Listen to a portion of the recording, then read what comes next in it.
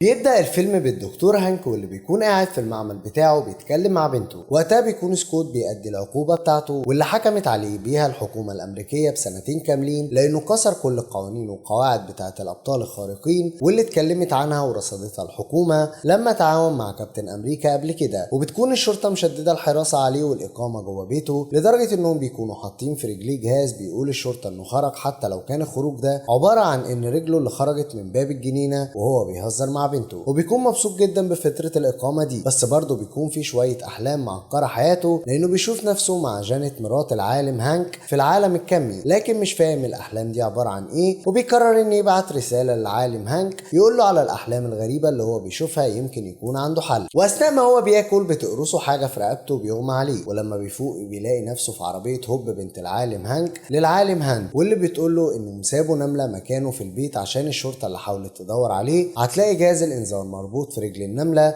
وبالتالي مش هتحس بأي فرق كأنه موجود في البيت بالظبط، وإن هي جاية له بخصوص الرسالة اللي هو قرر يبعتها للعالم هانك من الأحلام الغريبة اللي هو شافها. ولما بيدخل سكوت المعمل بتاع العالم هانك بيقول له أول حاجة أنا آسف إني استخدمت البدلة لما اتعاونت مع كابتن أمريكا، بس برضه العالم بيبقى متضايق منه ومش بيقبل اعتذاره. وبيبقى مهم عند العالم هانك الأحلام الغريبة اللي كان بيشوفها سكوت وكان بيشوف فيها جانيت مراته، ولما بيسمع منه هانك الكلام اللي هو بيقوله بيتبسط جدا وبيفرح هوب بنته لأن ده معناه ان جانيت لسه عايشه وانها وصلت عن طريق سكوت رساله لهانك انها لسه عايشه ويقدر يوصل لها ويرجعها تاني للحياه. وبيكون سكوت مبهور بكل الحاجات اللي بيعملها العالم هانك وبنته هوب في تكبير وتصغير الحاجات كتجربه عشان يقدروا يكملوا ويوصلوا للنفق الكمي عشان يقدروا يرجعوا جانيت مراته للحياه مره تانيه. وبتروح هوب بنت العالم هانك لواحد اسمه سوني، بيتقابلوا في فندق وبيكون سوني تاجر ادوات منزليه في السوق السوداء، وبيكون سبب المقابله انها متفقه معاه تاخد منه قطعه تساعدهم في تصميم النفق الكمي اللي ابوها ناوي يعمله. لكن بيتغير الاتفاق وسوني الغريب بيقرر انه يدخل معاهم في الشغل بتاعهم في اختراع النفق الكمي ويحاول يعرف كتير عن الاختراع. فبتلغي هوب معاه الاتفاق اللي اتفقوا عليه وباظ وقت التنفيذ، وبتلبس البدله بتاعتها وبتدور بينها وبين رجالته معركه شرسه كطرف فيهم بيحاول يخلص على التاني لحد ما بتخلص عليهم وبتقدر تاخد القطعه اللي طلبها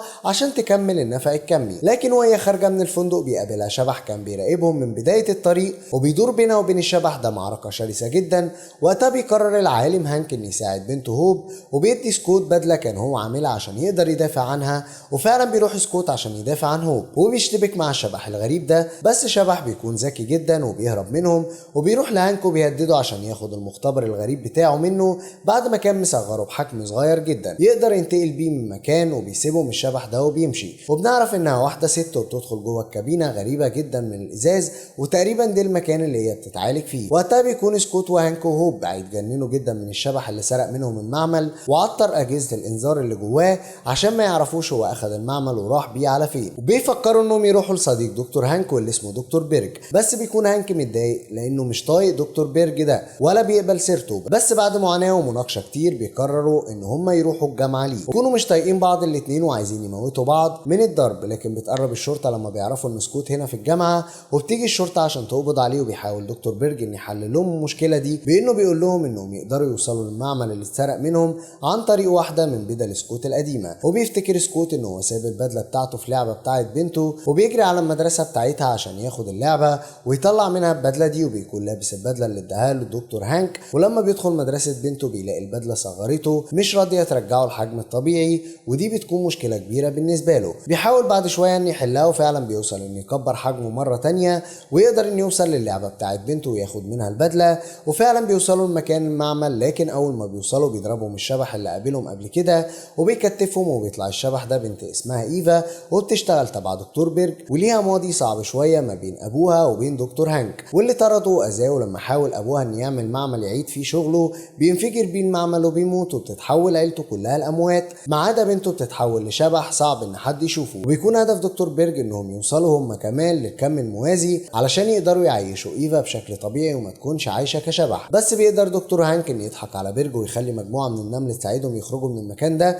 ومعاهم المعمل اللي اتسرق منهم. وبيكون هناك سكوت وهوب مطاردين من سوني تاجر الادوات المنزليه من الناحيه اللي اخدوا منه القطعه بتاعه الاختراع، وكمان دكتور بيلو وايفان من ناحيه تانية. وبيعرف سكوت من صديقه ليه ان الحكومه بتدور وعايزه تقبض عليه، فبيبعد عن هانك وهوب وبيروح البيت كانه ما حصلش اي حاجه ولا خرج من البيت اساسا. في نفس الوقت بيتقبض على هانك وهوب بنته. لما بيحاول واحد من الشرطه ان يشيل المعمل المتنقل بتاعهم بتضربه ايفا وتاخد منه المعمل مره تانية وبتهرب. بس سكوت بيقدر ان يساعد هانك وهوب جوه السجن وبيدخل لهم الهدوم اللي يخرجوا بيها، وكمان بيخلي الشرطه ما تشوفش عمليه الهروب لانه بيخلي النمل يبعد عين الشرطه عن طريق انه بيغطي الكاميرا اللي بتراقبهم. وبيقدر هانك انه يخرج ايفا من المعمل بتاعهم وحاصر الدكتور بيرج عشان ما يقدرش يتصرف خالص. وبيبداوا ينفذوا الخطه اللي بيرتبوا لها هما الثلاثه، انه بيحاول سكوت بدوره انه يعطل ايفا في نفس الوقت اللي بيقدر فيه هانك انه يوصل لعالم الكم الموازي. ولما بيقرر هانك وهو بيهربوا بالمعمل الصغير اللي هم اخدوه بيحصل بينهم مطارده وما بين سوني وايفن مترجم من الناحيه الثانيه، وسوني بيحاولوا هما الاثنين كل واحد فيهم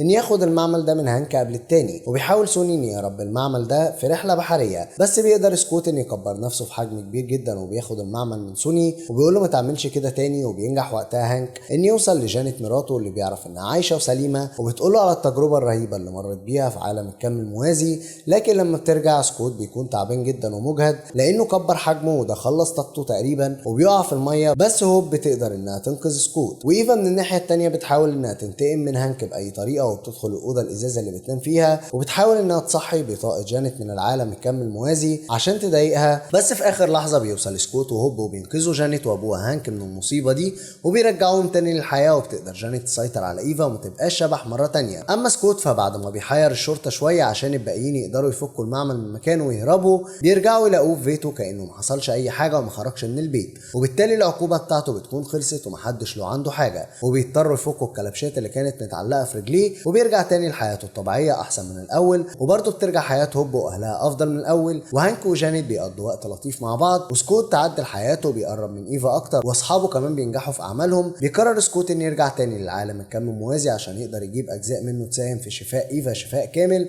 بعد ما كانت شبح ومحدش بيقدر يلاحظها. وفعلا بينجح سكوت في الخطه بتاعته وبيقدر يجيب المطلوب منه عشان يقدر يساعد ايفا في شفاها. ولما بيحاول يقول لهم يخرجوه من العالم الكمي ما بيلاقيش اي رد فعل وبيخلص فيلمنا لحد هنا.